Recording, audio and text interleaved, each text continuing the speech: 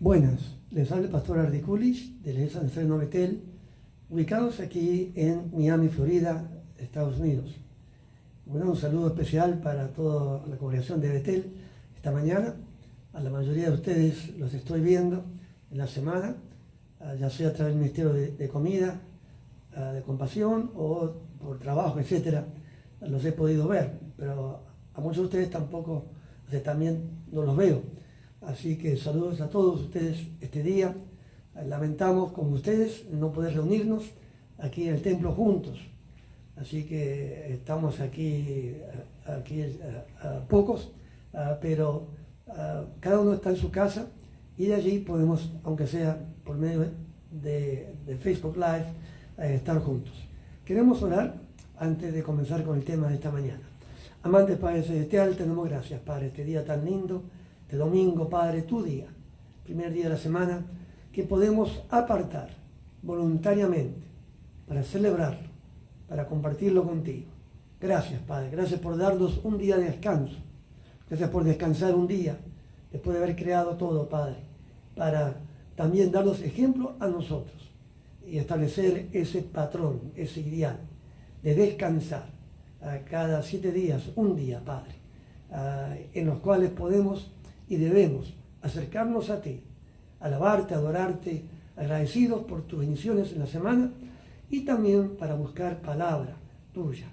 Y pedimos así también esta mañana, Padre, venimos agradecidos a ti por todas tus bendiciones, por tu protección, por tu ayuda, por tu sanidad, por tu fortalecernos aún cuando quizás estemos enfermos en esta pandemia, aún allí podemos ver tu mano, Padre, y tu gracia. Operando, funcionando a través de tu Santo Espíritu. Así que te damos gracias. Y también pedimos, Padre, que tú nos hables esta mañana, Padre. Háblanos, Señor. Tú tienes palabra para nosotros en este tiempo. Y sabemos, Padre, que estás hablando fuertemente a tus siervos, a tus hijos, tus hijas alrededor de todo el mundo en este tiempo. Así que pedimos también que nos hables ahora a través de la palabra que has escogido para nosotros. Dimos gracias, Padre, desde ya. Y pedimos que tu Santo Espíritu, como el Espíritu de verdad, nos siga guiando de gloria en gloria, de verdad en verdad, en la medida de la mente de Cristo Jesús. Lo pedimos en el nombre de Jesús. Amén. Les invito esta mañana a ir buscando en el libro de Romanos, capítulo 8. Si estamos ya cerca de la venida del Señor Jesucristo, ¿cierto? Como hemos estado hablando de estos mensajes, hemos estado dando comentarios, ¿no es cierto? Yo no me he dedicado de lleno al tema de la profecía, pero sí nuestro hermano Alberto, ¿no es cierto? Laurel, que si ustedes han estado escuchando a las 10 de la mañana, los domingos tenemos la escuela dominical, y la serie es justamente sobre las profecías y lo que la Biblia dice sobre la segunda venida de Cristo. Así que confío en que estén ustedes mirando también eso. Si no lo han visto todavía esta mañana, estos días lo puede mirar ahí en YouTube, todavía eso está grabado, así que lo puede buscar y encontrar. Pero el hecho es que si estamos viviendo esos tiempos, y la realidad es que sí lo estamos viviendo, y si también es verdad que Cristo viene a buscar en el rapto a una novia especial, no una novia cualquiera. Dice allí en Efesios 5, 26 a 27, una iglesia que no tenga ni mancha, ni arruga, ni cosa semejante, sino que fuese santa y sin mancha. O sea que Jesús murió en la cruz para santificarnos. ¿Qué quiere decir eso? Bueno, que algo santificado era algo apartado, algo separado del uso cotidiano para el uso especial de la divinidad, o en este caso de Dios, de nuestro Dios. Así que como santificados, somos separados como cristianos, somos apartados, pero también somos limpiados. Tal objeto para el uso, ¿no es cierto?, cúltico, en el templo, etcétera, era también limpio, era dedicado y era algo limpio. Y también en el caso del cristiano, es algo que está lleno con el Espíritu Santo, y que Él es quien limpia, quien purifica el corazón, pero que también llena la vida de la persona. Así que Cristo vino ¿cierto? Para santificarnos, no solamente para morir en la cruz, para salvarnos de los pecados, sino para santificarnos del pecado innato, para librarnos aún del principio del pecado, aquello que nos motiva a pecar. Así que la pregunta para nosotros es, este día, ¿cómo prepararnos nosotros para ser parte de la iglesia raptada? Como hemos también dicho en estos mensajes de vez en cuando, la realidad es que muchos cristianos se creen, ¿no es cierto? Como dice el dicho, se la creen. Creen que están preparados, creen que están listos para ir al cielo. ¿Por qué? Bueno, generalmente porque se comparan con el prójimo, ¿cierto? Van a la iglesia y allí se comparan con el otro hermanito o la otra hermanita del otro banco, de otra silla. Y al compararse, pueden pensar, wow, yo soy mejor que tal persona. Por supuesto que Dios me ama y que Cristo cuando venga me va a llevar a mí en el rapto. Y así se autoconvencen, ¿no es cierto? Se autojustifican con excusas como esa para pensar de que ya están preparados para el rapto. Pero como también estamos diciendo estos días, nuestras opiniones no son muy importantes a la luz de la eternidad y de un Dios juez que nos va a juzgar a todos en Cristo Jesús. Así que el tema, ¿no es cierto?, es que nosotros entendamos bien lo que la Biblia enseña sobre el tema, lo que Él pide para entrar al cielo, lo que Él exige, el tipo de iglesia que Él espera encontrar cuando venga en el rapto por ella. Y para contestar esta pregunta, Dios hoy nos está dando un par de pasajes específicos, 2 o 3 pasajes específicos.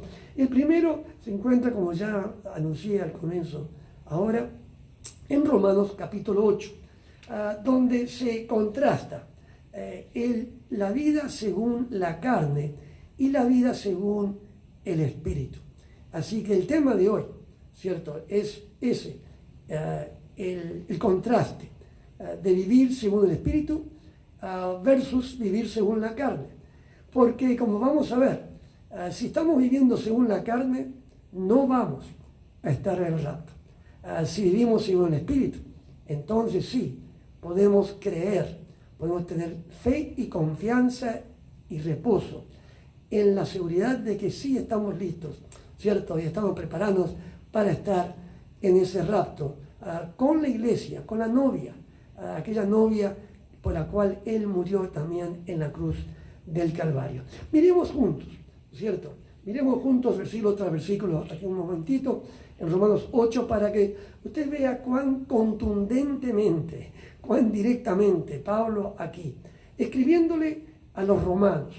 Ahora, que, por supuesto que Pablo, tremendo erudito en el Antiguo Testamento, como fariseo, realmente un hombre muy preparado, a quien Dios llamó, ¿no es cierto?, literalmente lo volteó el caballo del orgullo, de la autosuficiencia, del orgullo de su conocimiento, etcétera, etcétera. Lo volteó del caballo y le mostró quién es realmente Jesús, como el Señor, a quien él estaba persiguiendo. Pero aquí escribe esta epístola a la iglesia de Roma, una iglesia que él no había fundado.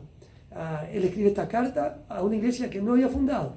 Las demás epístolas son escritas por él, o sea, las que son de él, ¿cierto?, son escritas a iglesias que él fundó y generalmente menciona a algún conocido, etcétera, ¿no es cierto? Pero aquí le escribe a la iglesia de Roma, que fue fundada, se cree, por aquellos que volvieron quizás del primer día del Pentecostés, cuando se fundó la iglesia, volvieron a Roma y allí habrán comenzado sus células, sus estudios bíblicos, su grupo de estudio, etcétera, el grupo de oración, y se fundó la iglesia así. No hizo falta que fuera Pablo a establecerla. Así que él ya le escribe a una iglesia que está fundada, está formada por otros, y él quiere estar seguro, por una parte, que ellos entiendan bien cuál es el Evangelio. Aquel Evangelio que Cristo le llamó a él a interpretar para los gentiles especialmente. Y aquí entonces tenemos la carta más teológica de todas. Realmente se puede decir que es un testamento en vida, un resumen de la teología de Pablo. Y aquí, ¿no es cierto?, él, después de haber discutido, hablado sobre el problema del pecado innato, el problema de uno tratando de agradar a Dios por sus propios esfuerzos, etc., comienza aquí en el capítulo 8 a describir la vida según el Espíritu Santo. Un vivir distinto al vivir anterior, al vivir en el pecado o aún quizás al vivir del recién convertido o del religioso, ¿no es cierto?, de aquel que cree que está listo para entrar al cielo. Aquí vemos un contraste bien claro entre el vivir según el Espíritu y vivir según la carne. Dice, versículo 1, capítulo 8, versículo 1, ahora pues ninguna condenación hay para los que están en Cristo Jesús. O sea que aquí por supuesto, la primera condición para ser cristiano es estar en Cristo Jesús. Así que eso de entrada, ¿cierto? Uno puede ser salvo si no estamos en Él. No hay otro camino al cielo. No hay otro intermediario entre nosotros y Dios. Así que Él es el único camino, verdad y vida que nos lleva al Padre, que nos lleva al cielo. Y aquí entonces está describiendo a los que ya están en Cristo Jesús, los que no andan conforme a la carne. O sea que el cristiano aquí, ¿no es cierto?, no debe, porque dice no andan, bueno, está asumiendo mucho, creo, para muchos cristianos, ¿no es cierto?, como vamos a ver, pero aquí se establece lo que es el ideal, lo correcto, y lo correcto es que el cristiano no ande según la carne, sino conforme al Espíritu, ¿cierto? Ya no sigue a la carne, ya no obedece a la carne, obedece al Espíritu porque está en Cristo y tiene el Espíritu de Cristo. Dice, porque la ley del Espíritu de vida en Cristo Jesús me ha librado de la ley del pecado y de la muerte. Hay una ley, ¿no es cierto?, en la corte de Dios, ante Dios, que es la ley que dice que toda alma que pecare, esa también morirá, ¿cierto? Así que el Espíritu muere cuando uno peca. En el reino de Dios no existe el pecado. En su reino eterno no va a haber nadie que peque. No se va a permitir, por supuesto, y ni va a existir ya en el reino eterno de Dios. Así que el pecado es totalmente opuesto, ¿no es cierto?, a Dios y trae muerte. Y esto es algo legal, es un principio legal. Pero, dice, la ley del Espíritu de vida en Cristo Jesús me ha librado. O sea que ya uno no trata de ser salvo por la ley, por las obras de la ley o de la carne, sino que uno es salvo por Cristo, por la fe en Cristo. Entonces ahora la vida de Cristo, ¿cierto?, es impartida por el Espíritu Santo en la vida del cristiano y ya está libre de esa ley del pecado y de la muerte. Porque lo que era imposible para la ley, ¿cierto?, para el judío, al fariseo, para el judío que no tenía a Cristo, era imposible para cualquiera que quiera cumplir la ley de Dios, cumplir los mandamientos, etc. Es imposible aparte de Cristo, aparte de su Santo Espíritu. No podemos hacerlo, podemos intentar. Y si hay alguien que intentó, ese es Pablo, ¿no es cierto? Alguien que intentó, pero usted puede leer el capítulo 7 para ver cómo le fue a Pablo en su intento de cumplir la ley, ¿no es cierto? Ni aún él lo pudo hacer. Y aquí está bien claro. Dice, porque lo que era imposible para la ley, por cuanto era débil en la carne, dice el 3, Dios enviando a su Hijo en semejanza de carne de pecado, y al causa del pecado, condenó al pecado en la carne, para que la justicia de la ley se cumpliese en nosotros, que no andamos conforme a la carne, sino conforme al Espíritu. O sea que el que anda según la carne, no anda conforme al Espíritu. ¿No es cierto? Y aquí dice que el cristiano, ¿cierto?, dice, anda conforme al Espíritu. Sigue a Él, no sigue a la carne. Y entonces la justicia de la ley se manifiesta en uno, porque al seguir a Cristo, y Él es justo, por una parte nos imparte su justicia, ¿cierto? Porque la fe trae justicia, la fe en Cristo nos hace justos, pero también nos va impartiendo su justicia, nos va haciendo justos. Y aquí vemos, ¿no es cierto?, esa idea así unida, para que la justicia de la ley se cumpliese en nosotros. que no andamos conforme a la carne, sino conforme al Espíritu. Porque los que son de la carne piensan en las cosas de la carne. Algo típico del que está actuando y viviendo según la carne, aún como cristiano, ¿cierto? Es que piensa en las cosas de la carne. ¿En qué piensas tú la mayor parte del día? ¿Te has preguntado una vez? ¿Cierto? Es interesante preguntarse uno en qué pensamos a través del día. Pensamos en muchas cosas, por supuesto, ¿no es cierto? Todos tenemos aspiraciones, sueños, cosas que queremos hacer, etcétera, etcétera. Pero ¿en qué pensamos? ¿No es cierto? Aquí vemos que una característica del que vive según la carne es pensar las cosas de la carne. Las cosas del mundo, aquello que el mundo ofrece, ¿no es cierto? Que nos mantienen ocupados. Ya hemos mencionado lo importante de esta pandemia, hermanos, para separarnos para Dios, para poder pensar más sus pensamientos, para poder comunicarnos con Él más, para entrar más en comunión con Él y escuchar su voz y que Él nos hable. ¿Por qué? Porque le estamos dando tiempo, porque todo ocurre en la mente, y si la mente está ocupada con otras cosas, no cabe Cristo. Pero ahora que está menos ocupada con muchas otras cosas, ahora quizás quepa Cristo, ¿no es cierto? Dice el 6, porque el ocuparse de la carne es muerte, pero el ocuparse del Espíritu es vida y paz. Así que el que piensa y se ocupa de la carne, lleva a la muerte espiritual. Pero el que piensa y se ocupa del Espíritu, ¿cierto? Y vive su vida conforme a la vida, tiene vida y paz. Por cuanto los designios de la carne, los designios, los deseos, los pensamientos, los planes, ¿no es cierto? Dice, son enemistad contra Dios porque no se sujetan a la ley de Dios. O sea que la mente carnal, la mente dedicada al mundo, a las cosas de este mundo, dice aquí que no se sujetan a Cristo, ¿cierto? A Dios. No se sujetan a la ley de Dios. Pero agrega una frase interesante, dice, ni tampoco pueden. Es verdad, no se puede, ¿no es cierto? Aún los fariseos, y aún Pablo, fariseo de fariseos, que es un ejemplo de todo de toda la religión, de cualquier religión del mundo. No hay una religión del mundo que haya estado más cerca de la verdad de Dios que el judaísmo. Que el judaísmo de Pablo, en el cual él se crió. Tenían incluso la palabra de Dios hasta entonces, la tenían ellos. Sin embargo, eran más bien religiosos, porque no tenían una comunión personal con Dios. Lo que ellos seguían era una religión, seguían la ley, trataban de, por sus obras, ganarse la salvación. Por eso el Evangelio es tan distinto y choca contra eso, ¿no es cierto? Dice, los designios de la carne son enemistad contra Dios porque no se sujetan a la ley de Dios, ni tampoco pueden. Y los que viven según la carne no pueden agradar a Dios. Así que si vivimos según la carne, según los apetitos de la carne, según los deseos de la carne, según los antojos, las preferencias de la carne, ¿no es cierto? No podemos así agradar a Dios. Mas vosotros, ¿no es cierto? Le está hablando a los santos, a los romanos, dice, no vivís según la carne, sino según el Espíritu. Si es, y ahí está la condición, ¿no es cierto? Si es que el Espíritu de Dios mora en vosotros.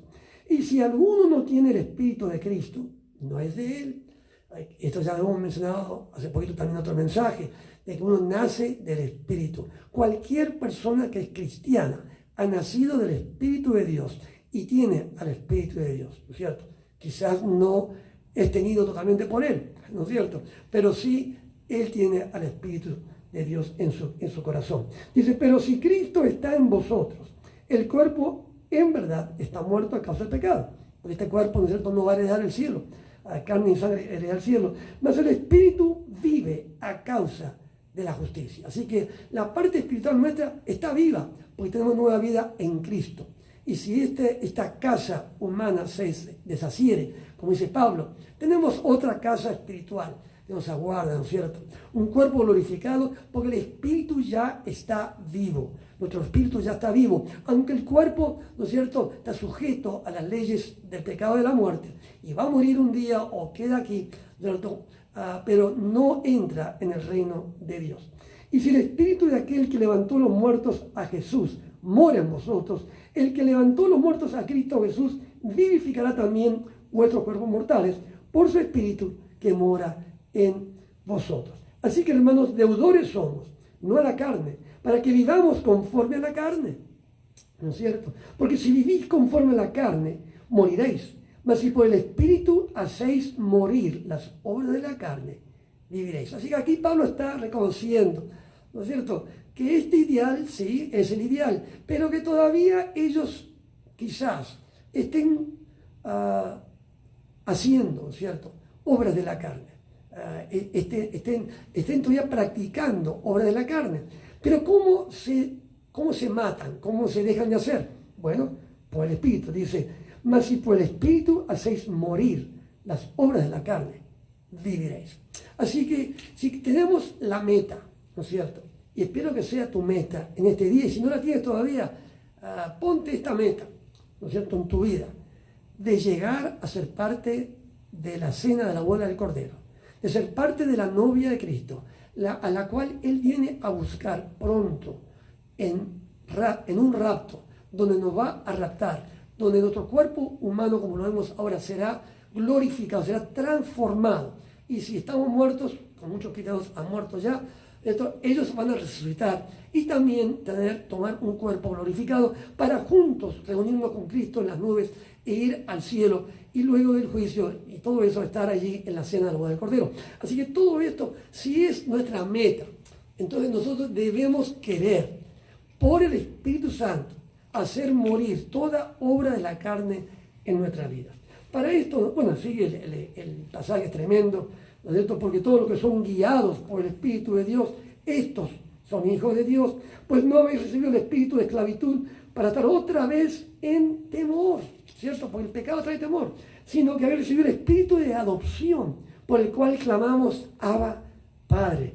El Espíritu mismo da testimonio a nuestro espíritu de que somos hijos de Dios, y si hijos, también herederos de Dios y coherederos con Cristo, si es que padecemos juntamente con Él, para que juntamente con Él seamos glorificados. Vamos a mirar ahora Gálatas 5. Gálatas 5 es el otro pasaje, porque aquí también Pablo ahora no se dirige ya a los romanos, se está dirigiendo a la iglesia Galacia, a los Gálatas. Y aquí el problema en Gálatas, ahí él tenía otro problema, aquí ya hay un problema. Y él, como pastor de lejos, se puede decir, sin internet, sin Facebook, ¿no es cierto?, sin teléfono, sin celular, él mediante epístola les escribe, les ama, les aconseja, él decía lo mejor para ellos. Y aparentemente había un grupo de judaizantes, un grupo de judíos que quizás se convirtieron, pero quizás intelectualmente. El hecho es que todavía no estaban realmente convertidos, porque todavía querían salvarse por las obras, querían así realmente confiar de que ellos en la carne, en sí mismos, podían alcanzar esa santidad que solo en Cristo se puede alcanzar y que es por la fe. Por eso el tema de la fe se enfatiza, ¿no es cierto?, aquí en Efesios, perdón, aquí en Gálatas, ¿no es cierto?, el tema de la fe versus las obras. Y aquí en capítulo 5, realmente Pablo ataca este problema de las obras de la carne de una forma directa, hermanos. Aquí no nos queda ninguna excusa con la cual taparnos de la vergüenza que trae el pecado. Dice 5.1, estad pues firmes en la libertad, porque Cristo nos hizo libres para no andar pecando, ¿cierto? No hay razón por la cual pecar, hermanos, si tenemos al Santo, si estamos en Cristo Jesús y no andamos en una carne y andamos en un espíritu. Y aquí le dice, ¿cierto?, el estar firmes en esa libertad, y no estéis otra vez sujetos al yugo de esclavitud, el yugo de creer que uno es salvo por las obras, etcétera, etcétera, ¿no es cierto? No estéis allí. Saltemos al 16. Digo pues, andad en el espíritu y no satisfagáis los deseos de la carne, ¿no es cierto? Pablo entiende lo importante que es este contraste. Vemos, hermanos, como este mismo tema, este mismo lema del capítulo 8 de Romanos también se ve aquí en forma clara y directa. Ya hemos visto como Jesús murió para santificar a su iglesia, para que no tenga mancha ni arruga ni cosas semejantes. Y aquí vemos ahora este énfasis en que los que realmente no mueren, o sea, los que realmente van al cielo, están con Cristo, etcétera, etcétera, agradan a Dios, son los que no andan conforme a la carne, sino que andan conforme al Espíritu, y que por el Espíritu hacen morir las obras de la carne. Aquí sigue, dice, porque el deseo de la carne, ¿cierto? Y es verdad, ¿no es cierto? Es contra el Espíritu, y el del Espíritu es contra la carne, y estos se oponen entre sí para que hagáis lo que no quisierais. Ahí en el capítulo 7, ahí Pablo discute, habla sobre este problema que él tenía, y que tenemos todos, o hemos tenido todos, ¿no es cierto? Los seres humanos que hemos querido ser salvos, que nos convertimos, y que vimos, aún después de convertidos, vimos que dentro de nosotros había una lucha entre el Cristo que ya estaba entre nosotros y nuestro yo, que quería todavía o quiere todavía hacer lo que se le antoja la gana, cuando se le antoja la gana y cómo se le antoja la gana y si es que se le antoja la gana. O sea que hay una lucha que se establece enseguida cuando Cristo entra a un corazón, ¿cierto? ¿Por qué? Porque sigue todavía allí, en el ser humano, el pecado innato, el principio de pecado, que es el yo en el trono, donde uno es señor de uno mismo, donde el yo, ¿no es cierto?, no está sometido todavía a Cristo, aunque sea salvo, sino que todavía quiere hacer su voluntad. Y entonces lucha contra el Espíritu Santo, que también está en su vida, ¿cierto?, tratando de poner a Cristo en el trono. Entonces está esta lucha, y aquí Pablo la describe claramente, ¿no es cierto?, que el deseo de la carne es contra el Espíritu contra la carne. Dice, pero si sois guiados por el Espíritu, aquí volvemos a Romanos 8, 14, creo, donde habla de ser guiados por el Espíritu. Si sois guiados por el Espíritu, no estáis bajo la ley, ¿no es cierto? Claro, aquellos que quieren ser salvos por la ley, dice, y manifiestas son las obras de la carne. Yo te invito a que tomes, ya lo he dicho antes en un mensaje, que escriba cada uno de esta lista de pecados. Te reto a que tomes un diccionario algún día y definas cada una de estas palabras, aún en español, aún mejor todavía en el griego, ¿no es cierto?, con un comentario bíblico, pero si ya te basta, yo creo que basta el ver la definición de cada una de estas obras de la carne. Dice, ¿cuáles son? Bueno, adulterio, fornicación, inmundicia, lascivia, idolatría, hechicerías, enemistades, pleitos, celos, iras, contiendas, disensiones, herejías, envidias, homicidios, borracheras, orgías y cosas semejantes a estas, acerca de las cuales os amonesto, como ya os lo he dicho antes, que los que practican tales cosas no heredarán el reino de Dios. Hermanos, si somos sinceros y nos examinamos a la luz de esa lista, sin tener que ir a otro lugar, aunque todavía falta mentira y robo ahí que están se ve allí, creo que Colosenses, otra lista que hay. El hecho es que creo que muy pocos quedamos sin culpa, ¿no es cierto?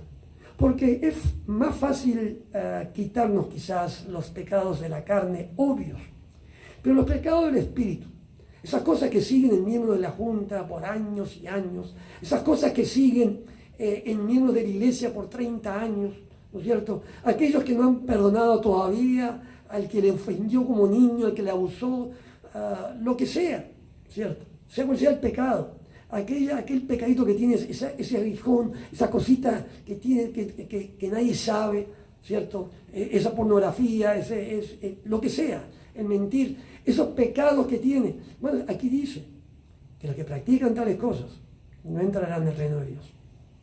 Así que es menester, como dicen, ¿no es cierto? Es importantísimo que nosotros, si queremos estar en el rato, si queremos entrar al cielo, dejemos de practicar las obras de la carne. No queda otra. Esto no es algo electivo, esto no es algo que, bueno, si tú quieres, mira, Dios es amor, te ama, tranquilo, tú, viste, Él te comprende, ama al Señor y ya. No es así, hermanos. Dios es un Dios santo. Sí es amor, pero es amor santo. En Juan 4:8, Dios es amor, pero en Levíticos 19:1 y 2, Dios es santo. Hay que unir las dos interpretaciones, las dos definiciones, ¿cierto? Dios es amor santo. Y como amor santo, ¿cierto? Él va a vivir en su reino eternamente, sin nada de pecado. El pecado es algo temporario. La rebelión es algo temporario en la historia de toda la existencia de la humanidad. Así que aquí nosotros es bien claro que los que practican la religión, pero Pablo sigue y contrasta las obras de la carne. Es como que la carne obra, pero el espíritu da fruto. Es interesante el contraste esto. ¿Por qué? ¿Por qué la carne obra y el espíritu da fruto? Frutifica. Es interesante la diferencia que hay, ¿cierto? El énfasis en la obra es el yo de uno. El énfasis en el fruto es algo que sale de adentro, que no tiene uno que ver realmente, porque la planta da fruta no por sí misma, no es que trabaje, es que el principio de vida que tiene adentro, y porque una planta X va a dar fruta X, ¿no es cierto? Entonces el Espíritu Santo en nosotros produce estos frutos. Dice, pues el fruto del Espíritu es amor, gozo, paz, paciencia, benignidad, bondad, fe, mansedumbre, templanza. Contra tales cosas no hay ley. No hay ley, ¿cierto? No hay ley quizás aún en la tierra, ¿cierto? Aunque lamentablemente cuando la verdad es mentira, la mentira es verdad, como estamos viendo ahora casi, hermanos. Ya aún la justicia se ve como injusticia, porque a los que están en injusticia no les gusta que se aparezca el justo, ¿cierto? Y por lo tanto no le va a ir muy bien al justo, quizás. Estamos llegando y ya viviendo esos tiempos, hermanos. Pero el hecho es, ¿no es cierto?, que aquí dice, mas el fruto del Espíritu es amor, gozo, paz, paciencia, unidad, bondad, fe, mansedumbre, templanza. Contra todas las cosas no hay ley, pero los que son de Cristo, ¿cierto? Y bueno, vamos a dejar ese pensamiento para el final, ¿cierto? Y vamos a poner entonces ahora a describir un poquito, porque la pregunta quizás que te estés preguntando, bueno, ¿qué es esto de vivir según el Espíritu? ¿Qué es el Espíritu? ¿Qué es la carne? ¿No es cierto? Y es importante entender. Aquí a mi izquierda, mi izquierda, no, me confundo acá, y también creo que la tuya también, tenemos esto aquí, tenemos tres partes aquí que son la naturaleza del ser humano. Ahora, es importante entender que la cultura hebrea, para el hebreo, el ser humano está formado por dos partes. Tiene espíritu y tiene cuerpo, porque los dos juntos forman un alma viviente. Pero ya en el Nuevo Testamento encontramos, en 1 Tesalonicenses 5:3-24, encontramos que se divide en tres, tripartito el ser humano: espíritu, alma y cuerpo.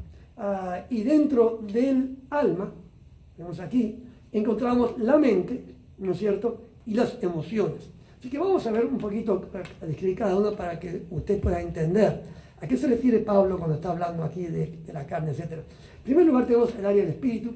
Aquí tenemos la conciencia, importantísimo, ¿no es cierto?, algo que puso Dios. Es como el juez en la vida. Es el juez, es el que decide entre el bien y el mal. Y la conciencia se puede educar, o sea, se educa. Por eso los padres tenemos tanta responsabilidad, hermanos, en nuestras familias, de inculcar en la conciencia de nuestros hijos los principios y la ley de Dios y la moral.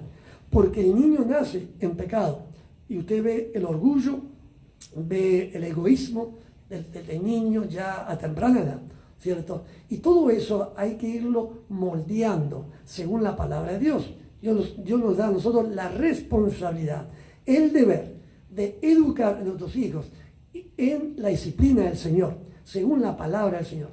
Por eso la conciencia, ¿no es cierto? Sí. Por ejemplo, hay niños que nacen en hogares donde se miente. Todos mienten, ¿no es cierto? Entonces, para ese niño, la mentira no trae culpa. ¿Por qué? Porque su conciencia ha sido ya cauterizada, ha sido adormecida por tanta mentira que vio, que tan normal era la mentira en su familia, que vive ya como adulto, quizás creyendo todavía que la mentira no es pecado. Y le cuesta entender, ¿no es cierto?, con la ayuda del Señor después, de que sí es pecado, de que Dios es un Dios de verdad y que la mentira es pecado. Por eso la conciencia es tan importante en nuestro ser, que nosotros leamos la palabra del Señor, aún como adultos. Cuanto más Biblia leamos, hermanos, más la conciencia nuestra se mantiene tierna al Espíritu Santo. Se mantiene, ¿por qué? Porque se está llenando la mente de la palabra de Dios. Y al estar la mente llena de la palabra de Dios, va a aconsejar, ¿no es cierto?, a uno en la decisión que uno haga, si va a pegar o no va a pegar, aún para discernir entre lo bueno y lo malo, entre lo gris y lo negro y lo blanco, ¿no es cierto? Es fácil distinguir entre lo negro y lo blanco, pero hay cosas que están ahí entre medio, como sí, como sa, entonces hace falta discernimiento. Bueno, aquí es donde todo eso funciona, la conciencia, la intuición, ¿no es cierto? Ahí es donde uno oye a Dios, en esta área del espíritu, uno oye el silbo apacible, el susurro, en forma de pensamientos, y uno realmente aprende a diferenciar lo que son los pensamientos propios y los pensamientos que Dios te pone. A veces yo siento que yo ni cuestiono ciertas cosas que me vienen, hermano, porque ya sé que son de Dios. No me pongo a discutir con Dios. ¿Eres tú, Dios? Ay, ¿seguro que eres tú? ¿Que quieres que yo haga esto?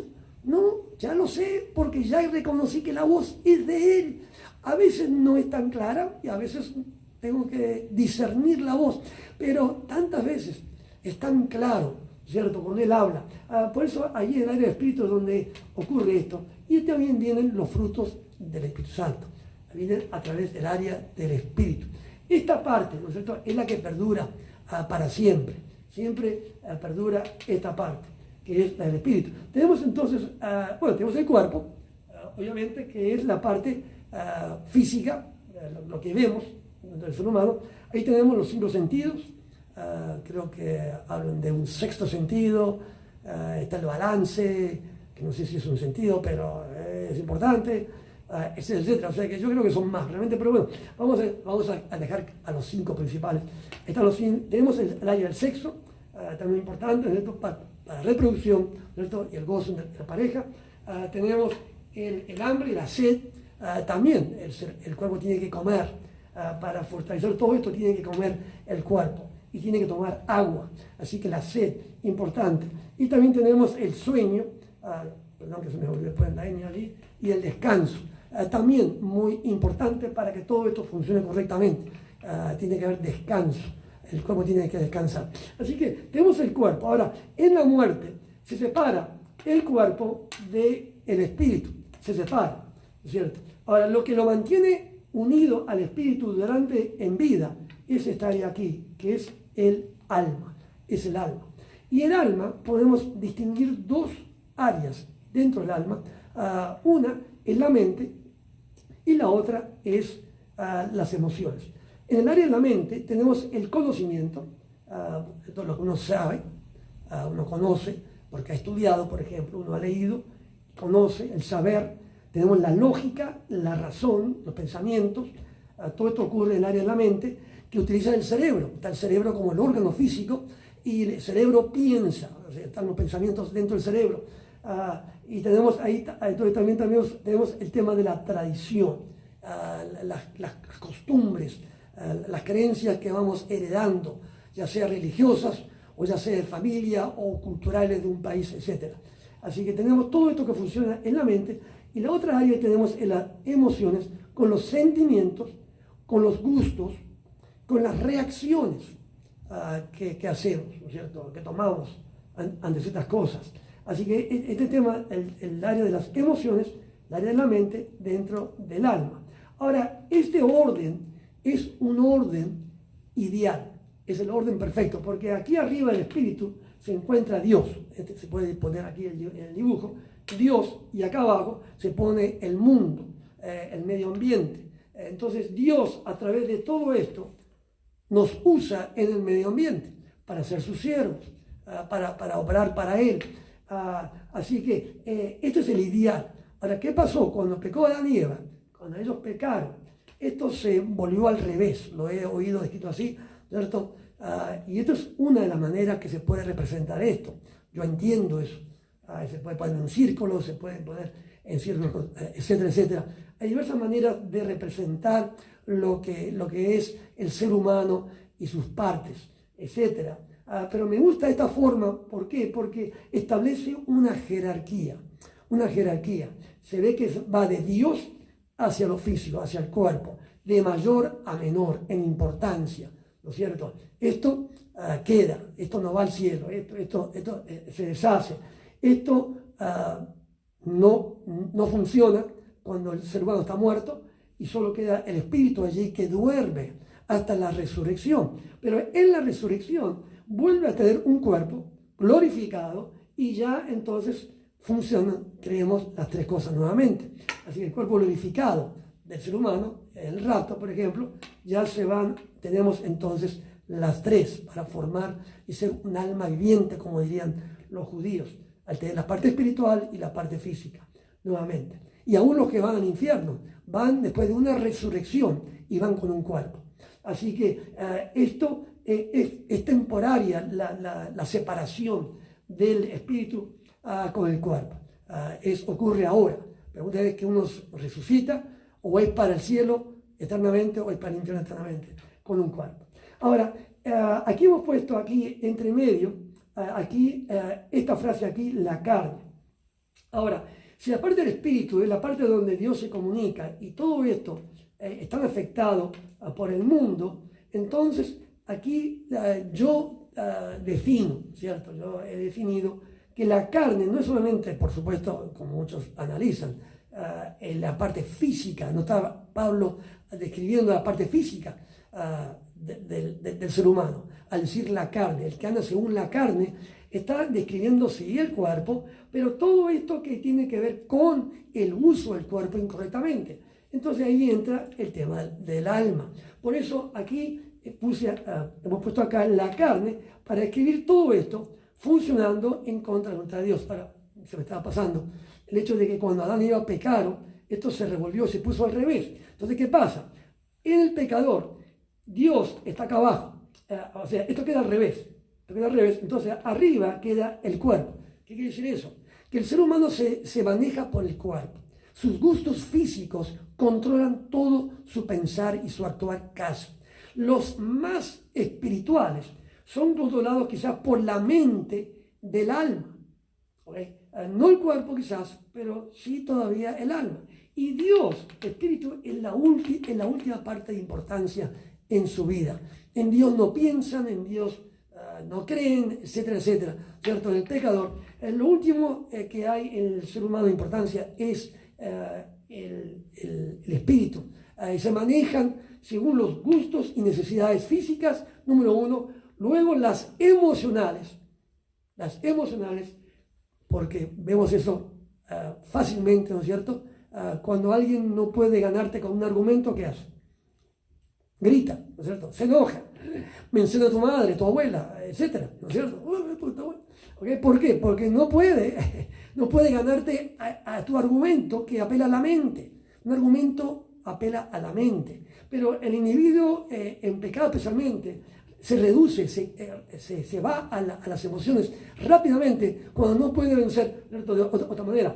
¿Por qué? Porque está controlado por esta área en su vida. Hace lo que le gusta y si no le gusta no lo hace. Ya, no importa quién le diga, no le gusta, no se siente para hacerlo, no lo hace. ¿No es cierto? Ahora, otra parte de los pecadores, ¿no es cierto?, está controlada por su mente. Por eso realmente aún como cristianos notamos la gente que vive según esta área, en énfasis llamamos realmente almáticos. Entonces, ¿qué son los almáticos? Bueno, los almáticos son personas que están controladas por su alma y hay de dos tipos. Hay los almáticos emocionales, que lo vemos en la iglesia, ¿cierto? Aquellos controlados por sus emociones, y tenemos los mentales, aquellos que siguen la tradición, los manuales, los libros, las leyes, y te sacan eso en cara en cualquier momento. Esos son la gente controlada por su mente. Son almáticos, porque está en control sobre el espíritu, esta área, pero son mentales. Vamos a la Biblia un momentito para ver, estoy siguiendo rapidito de esto, ¿no es cierto? Tenemos, por ejemplo, de control del cuerpo, tenemos el ejemplo, vamos, de Esaú. En Génesis 25, 38 a 34, vemos que viene Esaú. Esaú era un cazador, ¿no es cierto? Vamos ahí a Génesis 25.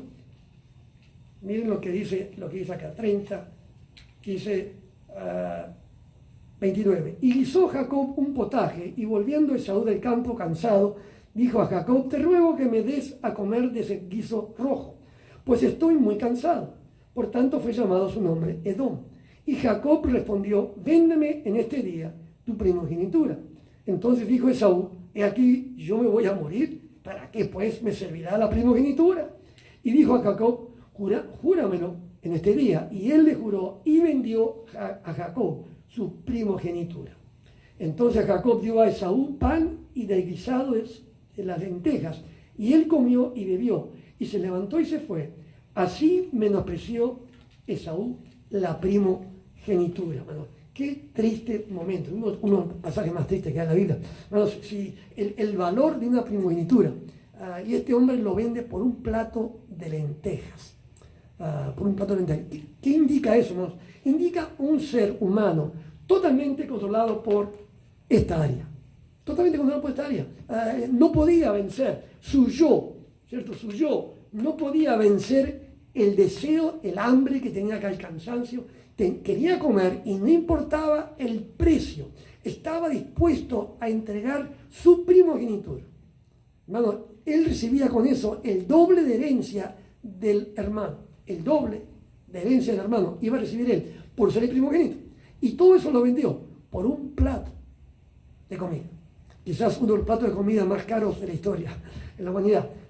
Tremendo, hermanos, el precio, ¿cierto? Por eso es que cuando a un cristiano, está controlado por esta área, hermanos, es bien triste, ¿cierto? Bien triste porque va a hacer barbaridades. Le va a costar el matrimonio, quizás, va a costar divorcio, va a costar cárcel, quién sabe qué cosa le va a costar. El hecho de no poder controlar esta área y estar sujeto a esa área en vez de al área del espíritu. Así que este caso, ¿cierto? Vemos este caso con Esaú, también lo vemos con Salomón, ¿no es cierto?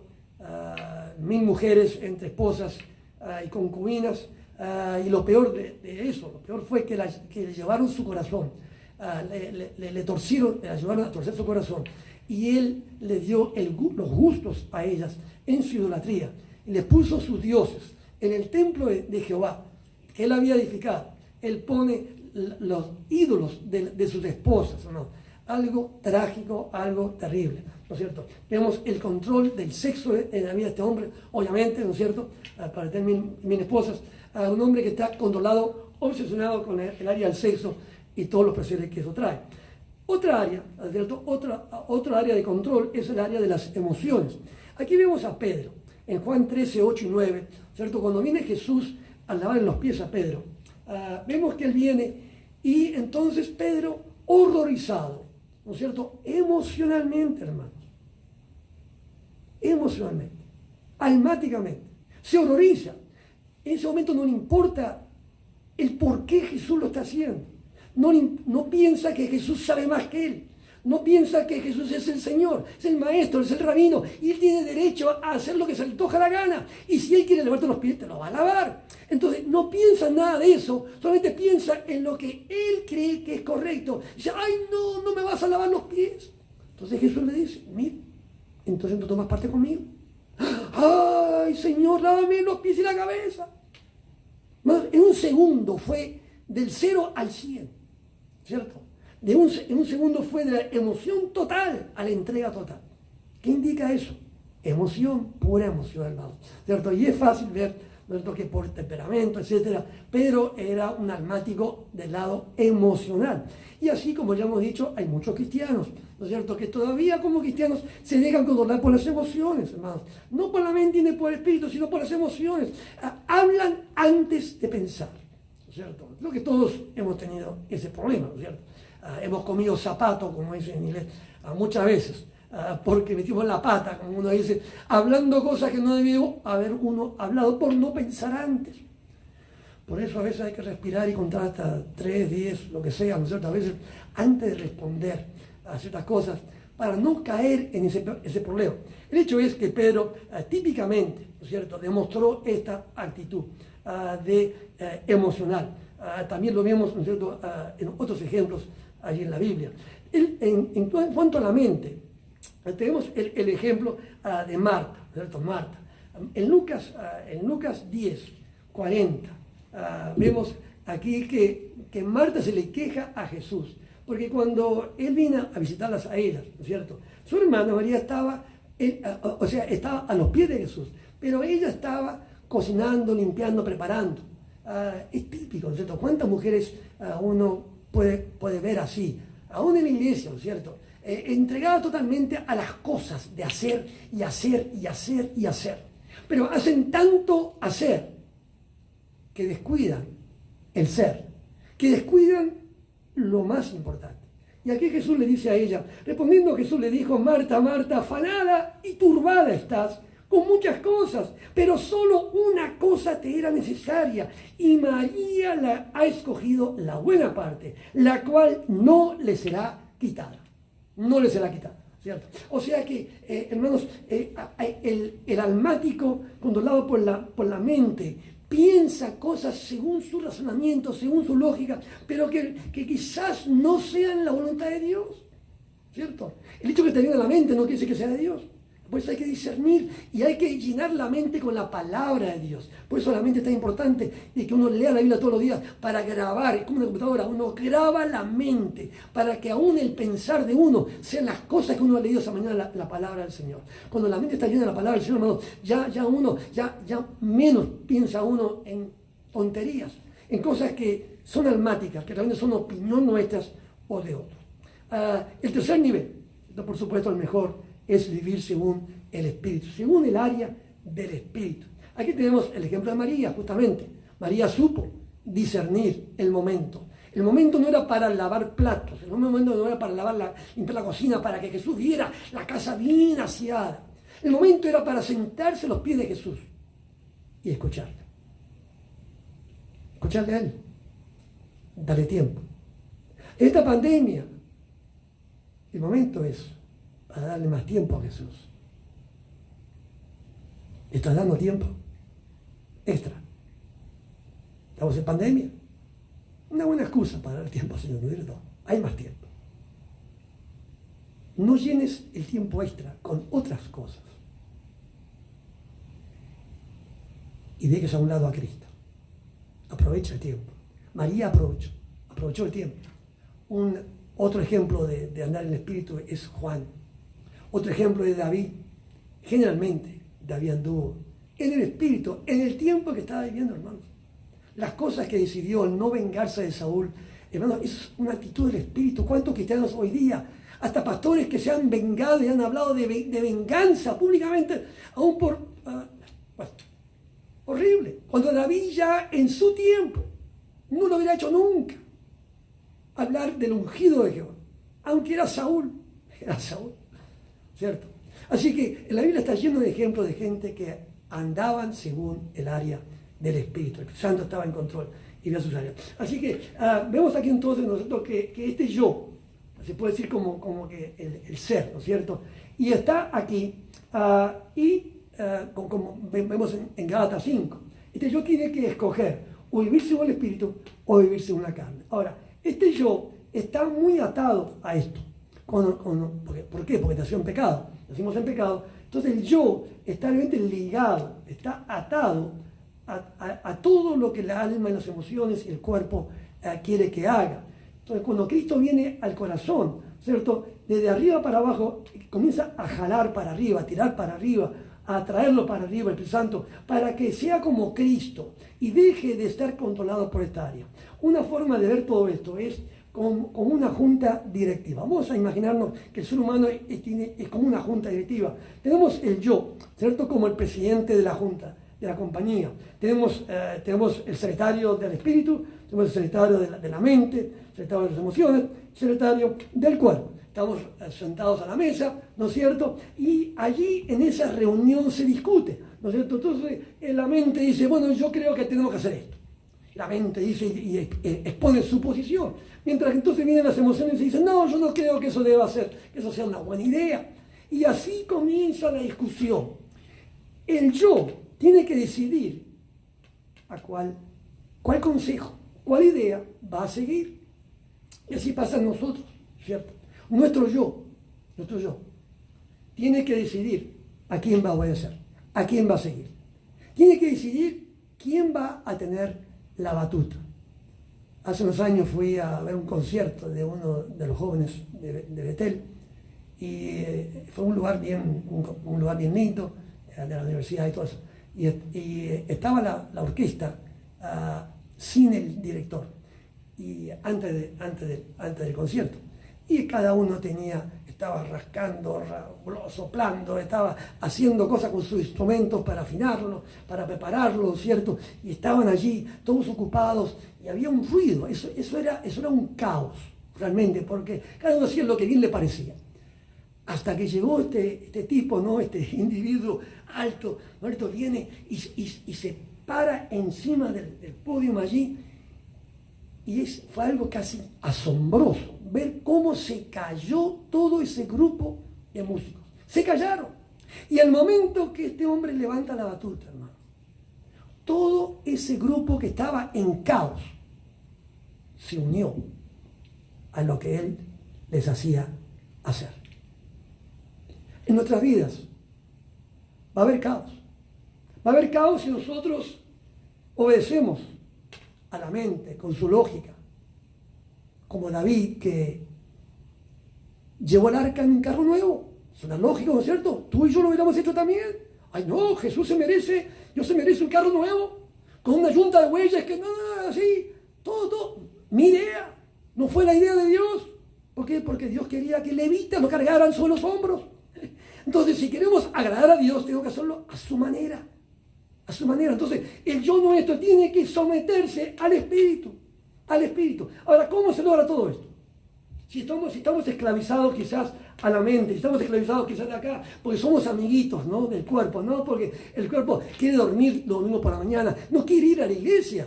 Bueno, alguien que no quiere ir a la iglesia por dormir es alguien controlado por el cuerpo, claro. El yo se somete, llega el domingo y dice, ay, qué linda que está la camita, yo me voy a quedar en cama. ¿Por qué? Porque su cuerpo lo domina. Pero el que está controlado por el espíritu le dice al cuerpo, cállate la boca. Che, cállate. Shh, basta. Aquí mando yo. Hoy es el día del Señor y yo voy a ir a la iglesia. Aunque te guste o no te guste. Y hace callar al cuerpo y se va porque le hizo caso al espíritu. Ahora, ¿cómo se llega ahí? Bueno, en Gálatas 2:20 nos habla la palabra de que Pablo dijo, con Cristo estoy juntamente crucificado. Mano, ya no vivo yo, la vida de Cristo en mí. Entonces lo que la Biblia enseña, lo que Pablo testifica es que la cruz, el llevar a la cruz cada área de nuestra vida es la clave para vivir libres del control de las otras áreas, para someterse totalmente al área del Espíritu. Y que a través del Espíritu Dios nos controle con la mente llena de la palabra del Señor, controlemos los sentimientos y estén sometidos a la mente, a la Biblia y a la palabra del Señor, y que nuestro cuerpo esté sujeto a todo esto en el Espíritu. Eso es el ideal, eso es lo que Dios quiere, nosotros que hagamos. Por eso 1 Tesalonicenses 5, 23, 24, nosotros dice, vamos a leer allí, 1 Tesalonicenses 5, 23, 24, el gran pasaje, hermano, que une todo esto, ¿no es cierto? Dice, y el mismo Dios de paz os santifique por completo, y todo vuestro ser, espíritu, alma y cuerpo, sea guardado irreprensible para la venida de nuestro Señor Jesucristo. Fiel es el que os llama, el cual también lo hará. Lo que falta hacernos es llevar área por área, con ayuno y oración. Fiel Señor, muéstrame qué área de mi vida todavía no está entregada a ti. Y someter área por área al Señor, llevarla a la cruz.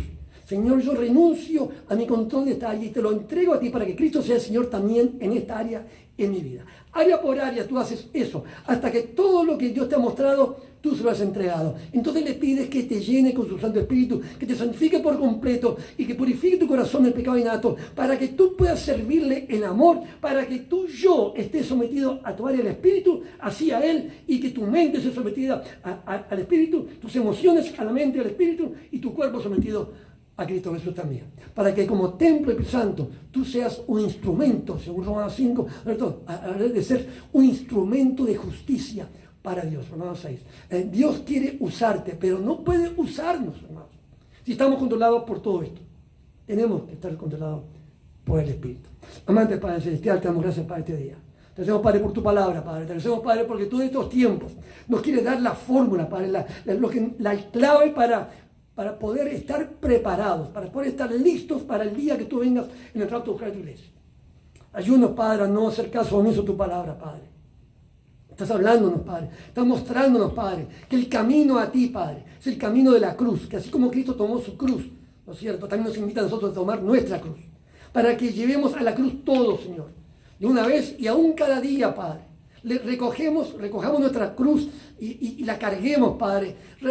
Diciéndole que no a lo que el cuerpo y el alma nos diga, Señor, que sea contrario a tu voluntad. Ayúdanos a decir que sí a ti, Padre, cada día y cada cosa que tú quieras, Padre. Úsanos, Padre. Llénanos con tu Santo Espíritu, Padre, para que podamos ser parte de la iglesia santa, sin mancha ni arruga ni cosa semejante. Gracias, Padre. Tú lo harás. Lo pedimos en el nombre de Jesús. Amén. Si desea comunicarse con nosotros, puede comunicarse aquí al lugar aquí del email que está aquí escrito, si no por Facebook. Dios le bendiga y hasta pronto.